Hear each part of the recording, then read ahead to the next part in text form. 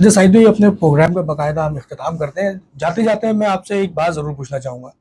जमातुस्सानी का महीना है, कोई आखिरी बात हमारी ऑडियंस के लिए जो बहुत ही अहमियत के हामिल हो, क्योंकि आखिरी बात आपको पता हमेशा याद रह जाती है। जी। आखिरी आखिरी बात हमारी इस प्लेटफॉर्म से, आपके इस प्लेटफॉर्म से अवामुन नास तक ये है कि कुरान करीम को तर्जुमे से समझ कर पढ़ा जाए और कुरान करीम के अंदर जिन शख्सियात का जिक्र आया है उनके बारे में मज़ीद मालूमात हासिल करें। उस मज़ीद मालूमात हासिल करने के लिए मैं चाहूँगा कि माँ बाप अपने रोल प्ले करें, बच्चों को सहाबा इकराम के किस्से सुनाएं। उन किस्सों को सुनाने के लिए किताबें मार्केट में मौजूद हैं। एक किताब है अशरा मुबशरा, जिसमें 10 सहाबा इकराम जिनको अल्लाह के नबी ने उनकी ज़िंदगी में ही बशारत दी कि वो जन्नती हैं। तो उसमें हज़रत अबू बकर सिद्दीक़ रज़ियल्लाहु ताला अन्हु का सबसे पहला और नुमाया नाम है।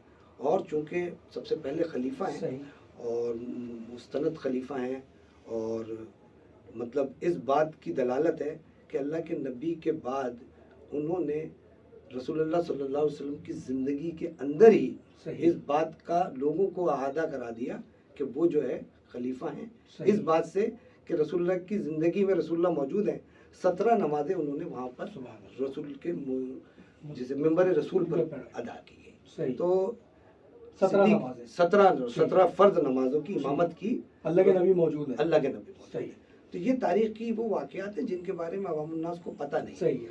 तो मैं ये समझता हूँ कि आम आवाम को सहाबा इकराम के बारे में पता होना चाहिए, ख़ास तौर पर खुलफ़ाए राशिदीन अशरा मुबशरा, इनके बारे में मालूमात होनी चाहिए।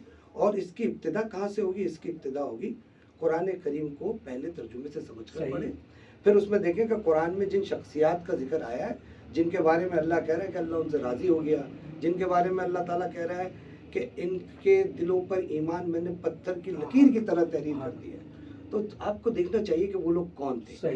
तो मैं समझता हूँ कि फिर आप इस बात का हक अदा कर सकते हैं कि आपने कुरान से मोहब्बत की, आपने सहाबा से मोहब्बत की, आपने इस्लाम से मोहब्बत की, आपने रसूलुल्लाह से मोहब्बत की। यही मेरा पैगाम है।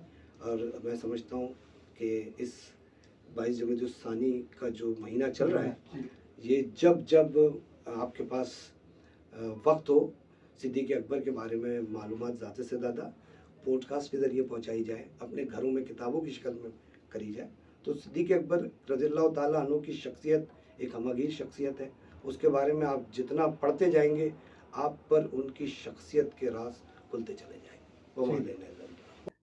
बहुत शुक्रिया सईद भाई आपका कि आपने दोबारा हमारी पॉडकास्ट के लिए अपने कीमती वक्त में से वक्त निकाला। आपका भी बहुत शुक्रिया। और आप लोगों ने देखा कि किस तरीके से साजिद लतीफ़ खान अपने इल्मी अंदाज में सैयदना सिद्दीक़ अकबर रज़ियल्लाहु ताला अन्हु की ज़िंदगी के पहलुओं पर रोशनी डाल रहे थे। हमारी ये पॉडकास्ट का सिलसिला जारी रहेगा इंशाअल्लाह। हमारा टॉपिक सैयदना सिद्दीक़ अकबर रज़ियल्लाहु ताला अन्हु ही होंगे, और नए मेहमान के साथ आपसे फिर इंशाअल्लाह अगली पॉडकास्ट में मुलाकात होगी। जब तक के लिए अपना बहुत ख्याल रखिएगा। अस्सलामु अलैकुम व रहमतुल्लाह।